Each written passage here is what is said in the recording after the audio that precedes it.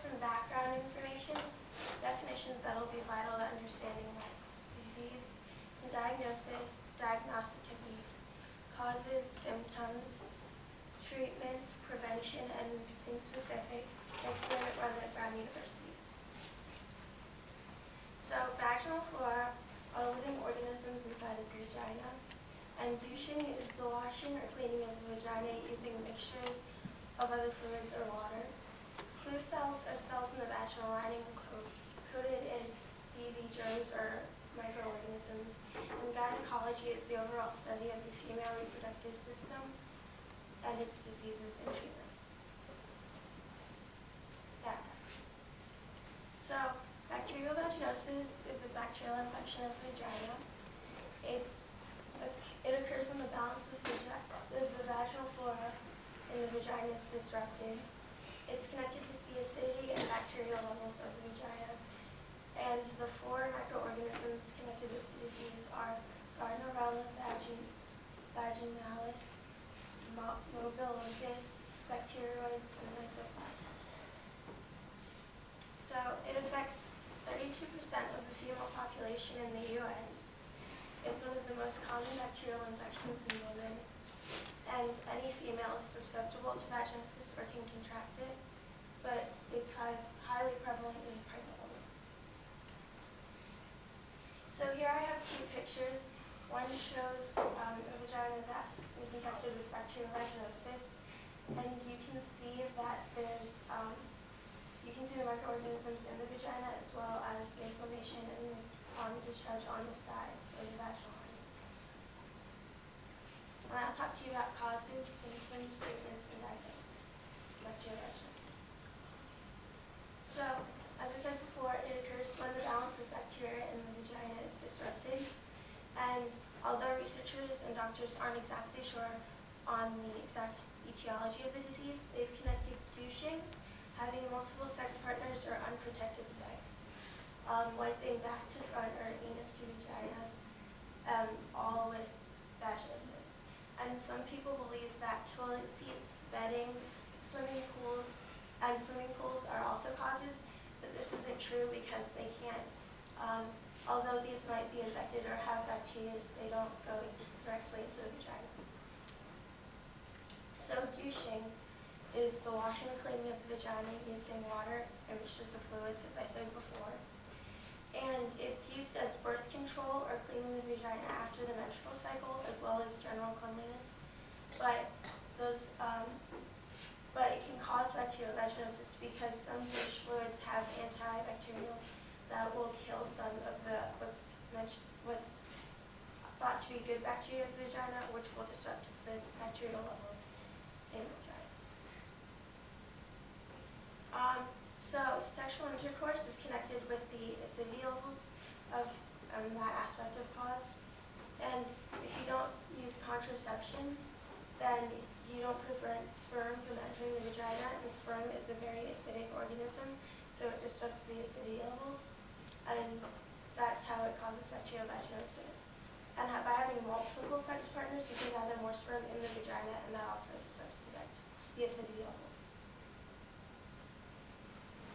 So, by wiping back to front or anus to vagina, some of the harmful bacteria can get from the anus to the vagina, and that's just the bacterial levels, and those bacteria will also multiply, and then they can kill some of the good bacteria.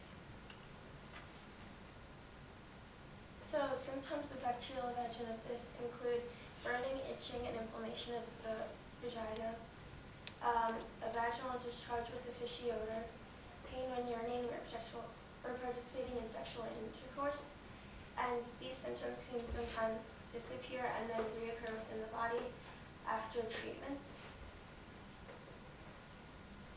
So you can prevent bacterial vaginosis by limiting your number of sex partners, avoiding douching, using contraception, and knowing the proper way to wipe. It's treated mainly using medicines and antibacterial creams, but advice from gynecologists is also common, which means they might tell you to stop using douche fluids or look at how you're wiping and things like that. And it's a fairly easy process to treat bacterial vaginosis, and it doesn't take that much time, though it's found that it's not always effective and the infection can reoccur. So the two main techniques used for diagnosing bacterial vaginosis are Amsel's criteria and Ramstein vaginal smears. And Amsel's criteria is a list of 4 criteria that's been used, and Ramstein vaginal smears are vaginal smears that are sent to labs to be examined for microorganisms. And Amsel's 4 criteria include an irregular discharge, an odorous or fish-smelling vaginal secretion, the appearance of clue cells in the vagina, and a vaginal pH higher than 4.5. And this year we talked about pH and the pH scale. And in bacterial vaginosis, or what's thought to be a healthy pH, is 3.5 to 4.5, and sometimes up to 6. But if you're being examined for bacterial vaginosis, a vaginal pH from 6 through 10 is thought to be bacterial vaginosis or an unhealthy. And then numbers 3 and below and 11 above are generally excluded because those don't connect to bacterial vaginosis, and that's usually a different piece of infection. So Ramstein vaginal smears, what happens is a bacterial sample is taken from the vagina and then stained and viewed under a microscope. And when they're looking at it, they look for the amount of bacterial vaginosis microorganisms or bacteria, and then from that they make a diagnosis. And I'll talk to you about an experiment. So the experiment that I looked at was called the Evaluation of Clinical Methods for Diagnosing Bacterial Vaginosis, and it was run in the Department of Obstetrics and Gynecology at Brown University. And the purpose was to test whether or not Amsel's criteria could be simplified into 2 criteria rather than 4. So, to begin the experiment, Amsel's criteria was set into different combinations and used to diagnose 269 women. And then after these same women were diagnosed, but instead they used Ramstein vaginal smears just to check the accuracy of their diagnosis using these combinations.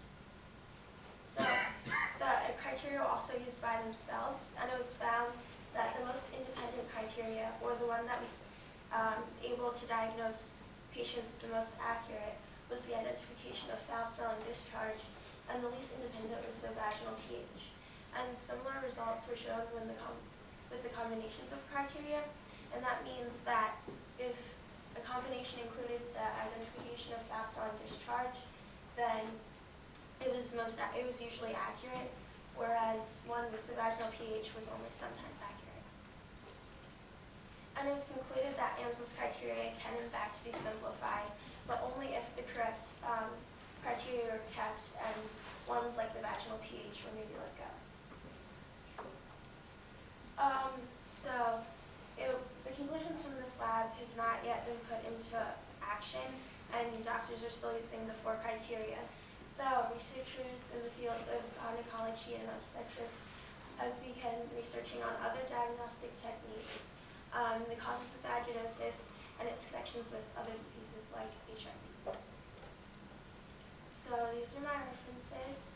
And I'd like to acknowledge my mom, dad, sister, and brother, Dr. Williams, Dr. Nib, Ms. Lau, Mr. Robinson, my science teacher from home, Dr. Dorfman, and my classmates. I will now open the floor to any questions or comments.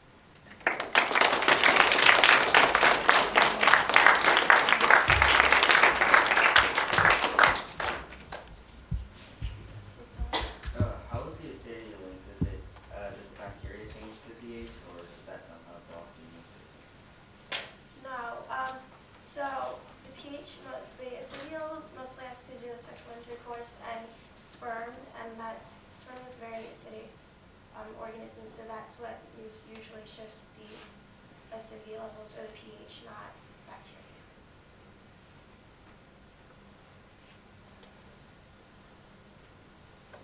Judah? What is contraception?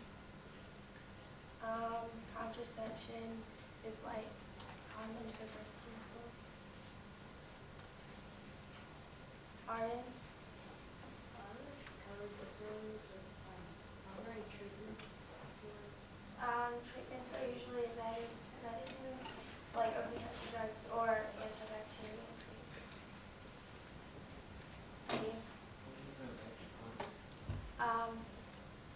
penis to